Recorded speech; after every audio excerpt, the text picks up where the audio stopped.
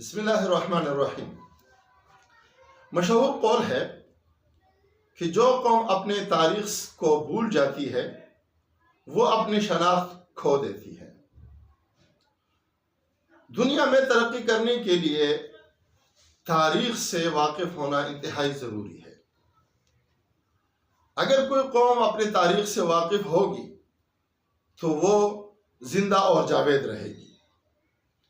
تاریخ کا مقصد قوم اور زمانے کے حالات اور واقعات سے عبرت حاصل کرنا ہے۔ بنیادی طور پر تاریخ دو حصوں میں تقسیم ہے، ایک اسلامی تاریخ اور دوسری دیگر اقوام کی تاریخ۔ دیگر اقوام کی تاریخ میں کوئی ایسی مضبوطی نہیں ہے، نہ ان کے کوئی ایسے اصول ہے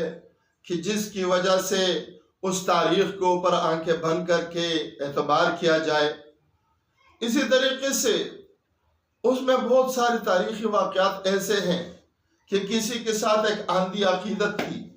تو اس کے بارے میں بہت بڑھا چڑھا کر لکھا گیا، اگرچہ اس میں کوئی ایسی خاصیت نہیں ہوتی، اور جس سے نفرت ہوتی ہے تو اس کے بارے میں ایسے غلاظات اور ایسے فضولیات لکھ دیتے، اگرچہ اس میں بہت ساری اچھائی ہوتی ہے۔ تو چونکہ ایک اصول نہیں تھا ان کا، تو جس کے دل میں جو آیا لکھتا رہا۔ لیکن اسلامی تاریخ ایسی نہیں ہے۔ اسلامی تاریخ بنیادی طور پر سیرت نگاری اور اسماء الرجال، اس کے اوپر اس کی بنیاد ہے۔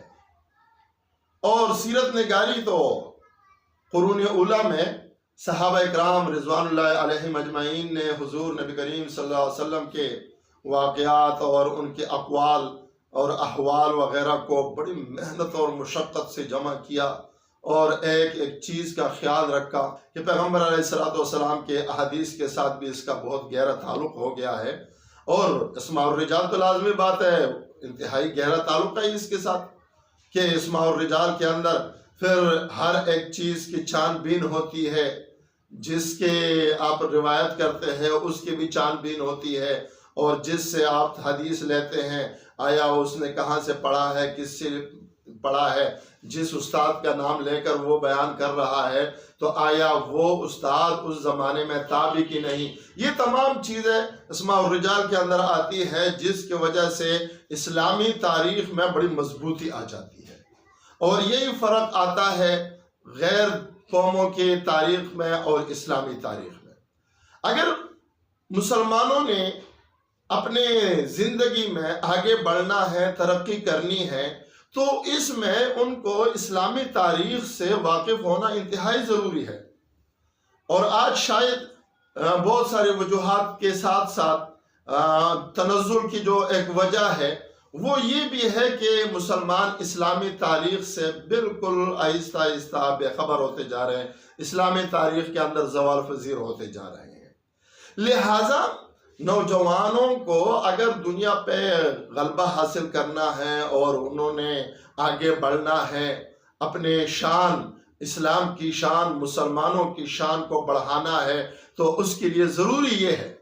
کہ وہ مسلمانوں کے گزشتہ تاریخ سے واقف ہو۔ اب مسلمانوں کی تاریخ انشاءاللہ آئندہ ویڈیوز میں ہم آہستہ آہستہ بیان کریں گے کہ کیسے فائدہ حاصل ہو سکتا ہے اور اس کو کس طرح پڑھا جا سکتا ہے، کیونکہ تاریخ میں بھی پھر کچھ چیزیں ایسی ہوتی ہے جو مضر ہے، کچھ چیزیں ایسی ہو جو فائدہ مند ہے، کچھ چیزیں ایسی ہیں کہ جو فرض ہے اس کا تاریخ میں اس کا پڑھنا، اور کچھ چیزیں ایسی ہیں کہ جو اس کا پڑھنا واجب ہے، کچھ ایسی ہے جس کا پڑھنا مستحب اور مباح ہے، اور کچھ چیزیں ایسی ہے کہ جس کا پڑھنا وہ مکروہ اور حرام ہے۔ لہٰذا انشاءاللہ اس کی پوری تفصیل ہم اپنے اگلے ویڈیو میں کریں گے، لیکن نوجوان اگر اس بات کا تہیہ کر لے کہ ہم اپنے تاریخ سے واقف ہو جائیں، تو تاریخ سے واقف ہونے کے لیے ہمیں خارجی طور پر جو تاریخ کی کتابیں ہیں ان کا مطالعہ کرنا ضروری ہے۔